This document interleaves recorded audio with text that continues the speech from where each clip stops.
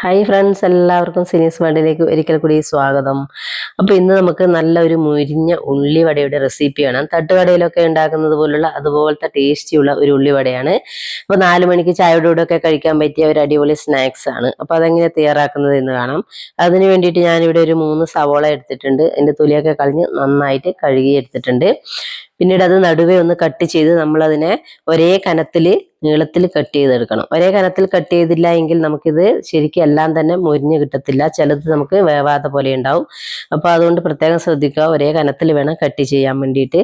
പിന്നീട് നമ്മളൊന്ന് കൈ വെച്ച് ഒന്ന് വിടർത്തി എടുക്കണം. എല്ലാ ഉള്ളിയും ഒന്നിച്ച് ഉള്ളത് ഒന്ന് വിടർത്തി എടുക്കുക. അതിനുശേഷം നമ്മളതിലേക്ക് കുറച്ച് ഇഞ്ചി ചെറുതായിട്ട് കട്ട് ചെയ്ത് ഇട്ടിട്ടുണ്ട്. അതുപോലെ തന്നെ മല്ലിയിലയും കറിവേപ്പും കൂടെ ചെറുതായി കട്ട് ചെയ്തിട്ടുണ്ട്.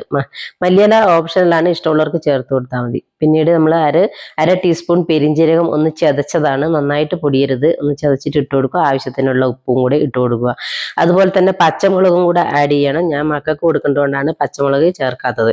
അപ്പൊ ഇതെല്ലാം ഇട്ടതിന് ശേഷം നമ്മൾ ഇതിനെ ഒന്ന് കൈവച്ച് നന്നായിട്ട് ഒന്ന് മിക്സ് ചെയ്ത് എടുക്കുക. നന്നായിട്ടൊന്ന് മിക്സ് ആയതിനു ശേഷം ഒരു 10 മിനിറ്റ് നമ്മളിതിനെ മാറ്റി വെക്കുക. പിന്നീട് ഒരു 10 മിനിറ്റ് കഴിഞ്ഞിട്ടുണ്ട്. അതിനുശേഷം അതിലേക്ക് ഒരു 4 ടേബിൾ സ്പൂൺ കടലപ്പൊടിയും അതുപോലെ തന്നെ 4 ടേബിൾ സ്പൂൺ മൈദയും കൂടെ ഇട്ട് കൊടുക്കുന്നുണ്ട്. ഒരു 1/2 ടീസ്പൂൺ മുളക് പൊടി ഇട്ട് കൊടുക്കുന്നുണ്ട്. നമുക്കതൊരു നല്ലൊരു കളർ കിട്ടാൻ വേണ്ടിയിട്ടാണ്.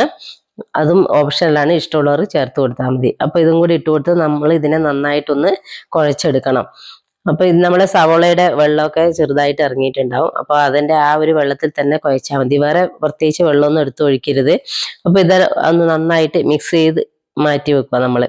പിന്നെ നമ്മളെ ഒരു കടായി സ്റ്റൗവിൽ വെച്ച് നമ്മളെ എണ്ണയൊക്കെ അവിടെ നിന്ന് നന്നായിട്ട് ഒന്ന് തിളച്ച് വരുന്നുണ്ട്. അപ്പൊ നമ്മൾ ഇതിൽ നിന്ന് ഓരോ ബോളുകളാക്കി എടുക്കുക. അപ്പൊ നമ്മൾ കൈ വെച്ച് ഒന്ന് റോൾ ചെയ്ത് നമ്മൾ കൈ വെച്ച് തന്നെ ഒന്ന് പ്രസ് ചെയ്തെടുക്കുക. അപ്പൊ നിങ്ങൾ വലിപ്പമൊക്കെ അവരവരുടെ ഇഷ്ടത്തിന് ആക്കാം കേട്ടോ. ഞാൻ ചെറുതായിട്ടാണ് ഉണ്ടാക്കുന്നത്.